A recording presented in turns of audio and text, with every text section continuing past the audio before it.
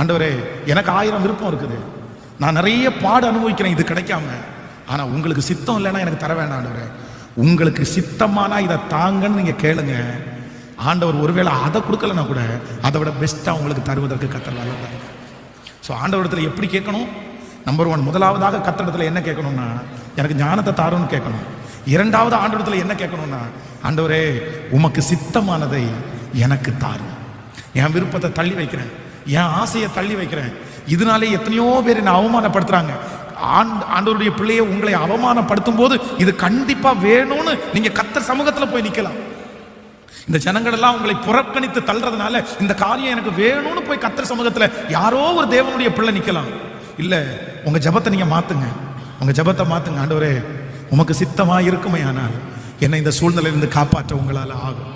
உங்களுக்கு சித்தம் இல்லைன்னா நான் இந்த பாடுகளை அனுபவிக்கிறதுக்கு ரெடி ஆண்டவரே. நான்